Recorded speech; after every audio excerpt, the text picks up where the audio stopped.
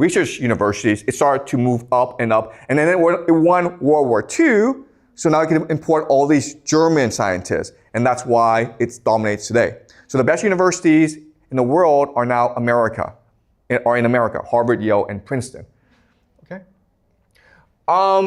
Now, as each university gets better and better, they're letting in more students, okay? And as you can see, more and more American students are now going to college.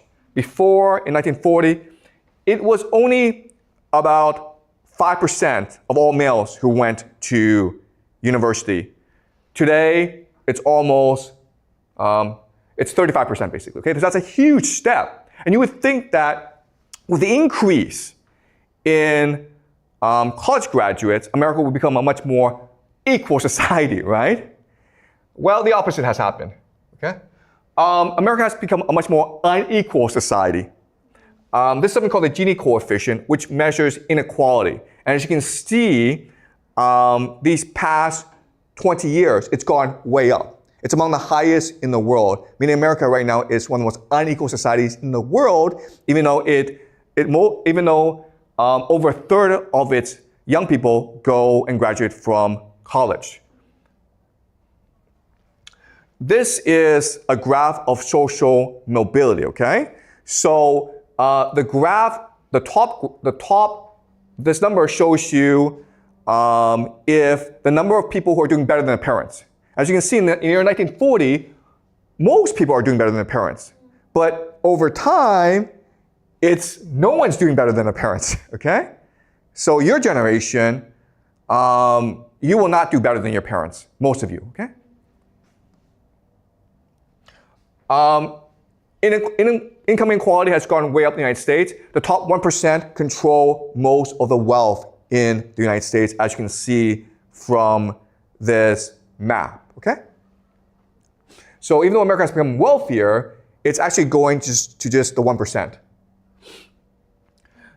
At the same time, universities are becoming much more expensive, okay? So and this is leading to student debt. Okay, you can see how student loans has gone way up. So in America, student debt is the only type of debt that you can never ever get rid of. You can't declare bankruptcy.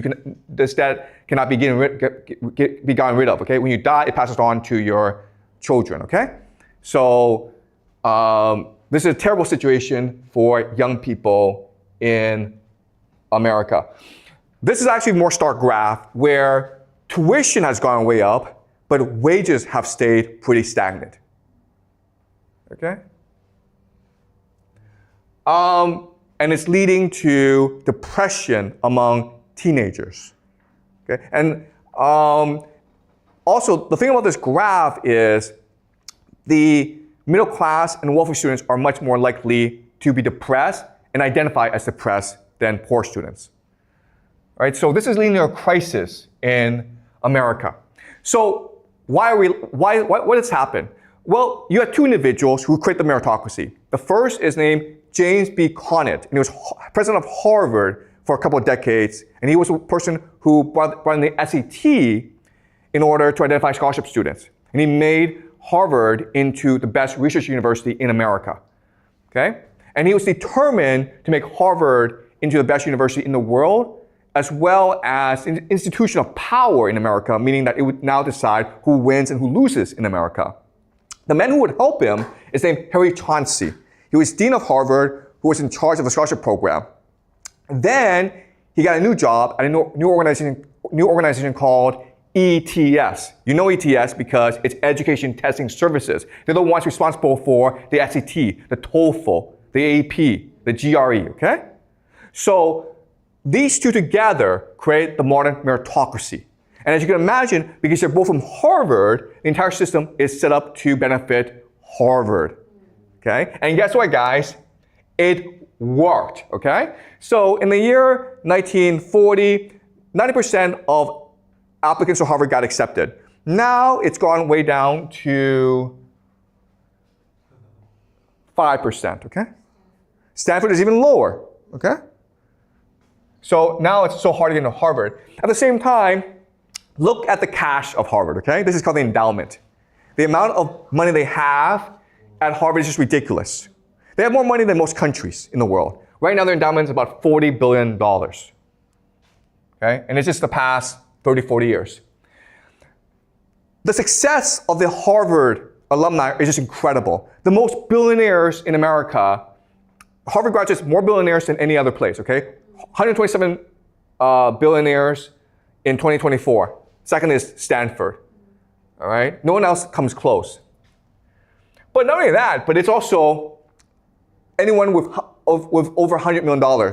Most of them graduate from Harvard, okay? 7% of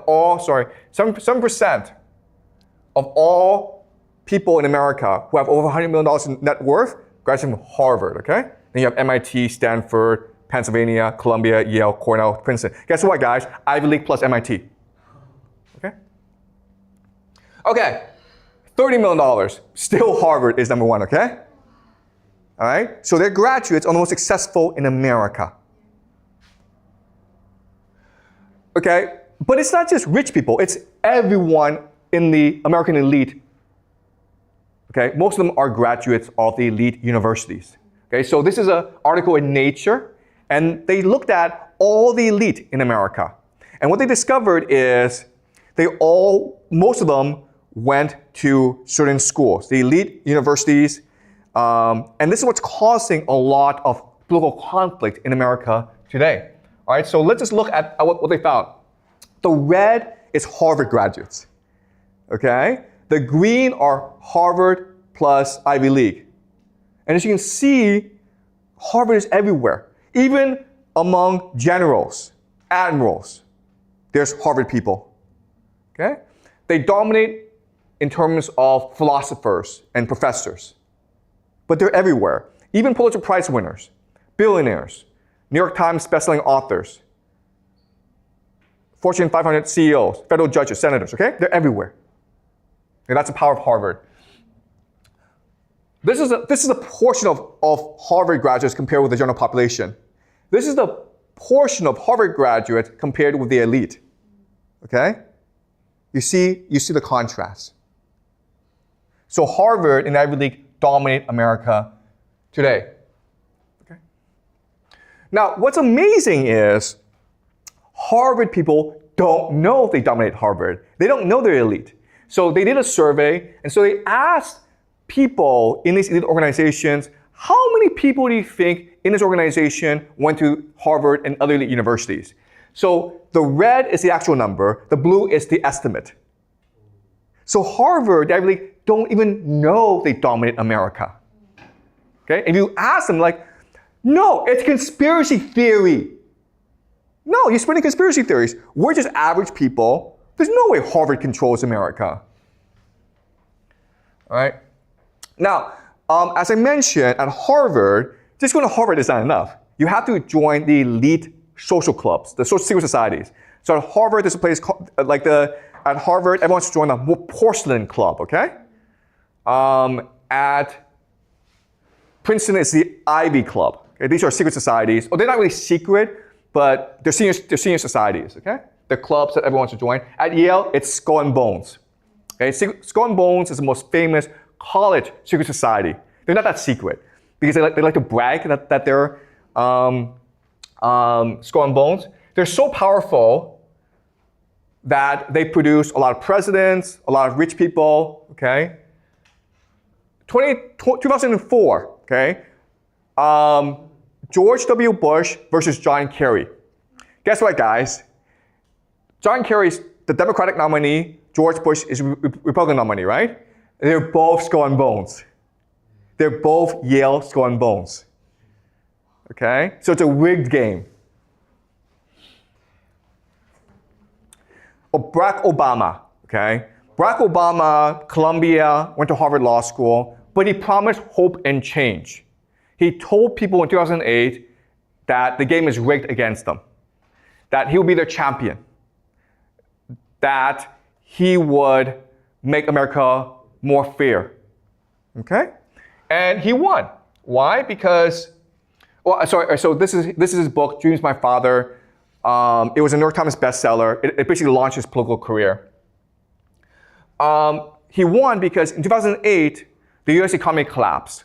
Why? Because the US banks, the US political system was controlled by Ivy League graduates, by just people who were friends with each other. And so they cheated. They became corrupt. Okay? They basically destroyed the American economy. And people protested against all this. And Barack Obama promised that we'd come in and do something about it. Okay? Well, he did do something about it. All right? So his economic team, he appointed quite a few individuals. These are the two most famous. Larry Summers, who was a Harvard graduate, as well as a president of Harvard. And he was Treasury Secretary under Bill Clinton, and he was the guy who created the mess in the first place. And then Tim Geithner, who's a Dartmouth graduate, and he was the Treasury Secretary, okay? So these are friends of Wall Street who came in to save Wall Street. So a lot of critics say, it's Wall Street who created this mess, who destroyed the American economy. They should be punished, or at least they should feel some pain. If you just let them go and help them out and save them, then you create a problem called moral hazard. The idea of moral hazard is if you don't have any consequences for your mistake, you will do it again. Okay? And then Larry Summers said, no, you guys are seeing it incorrectly. We have to save the American economy. The goal is not to save the banks and my friends. The goal is to save the American people and the American economy, and that's why we're bailing out the banks by giving them free money. Okay? And then the critics were like, well, how about all these American homeowners who've lost their homes? Shouldn't we help them as well? And do you know what Larry Summers said? Moral hazard, guys. Do you understand? Moral hazard? If we help out these ordinary Americans, they won't learn anything. Okay? So, as you can see, people were angry. The banks got saved, the people got screwed over. And guess what, guys? Because of this, who did we get? This guy. Okay? This is why he won. There were millions of Americans who voted for Barack Obama because he promised hope and change. And then they voted for Donald Trump because he promised to destroy the system. Okay? That's why we have Donald Trump. Now, funny story about Donald Trump and Barack Obama. So Barack Obama and Donald Trump were always adversaries. In fact, Donald Trump led a movement which accused Barack Obama of not being born in America. He's born in America, but Donald Trump is saying, no, he was actually born in Nigeria. His father is from Nigeria. So Barack Obama made fun of Donald Trump. 2011, there's a big dinner, the White House Correspondents' Dinner, where Barack Obama gets on stage and he makes fun of Donald Trump. Okay? He says, hey, if Donald Trump ever became president, this is what the White House would look like. It'd be a casino. Okay? And this is funny, right? Donald Trump was in the audience that day. And everyone was laughing at him. And that's what motivated Donald Trump to become president of the United States. Okay, so thank Obama for Donald Trump. Without Obama, there would be no Donald Trump. Okay, so it's not just Barack Obama. It's a lot of people in the American political class. They're just soulless robots, okay? This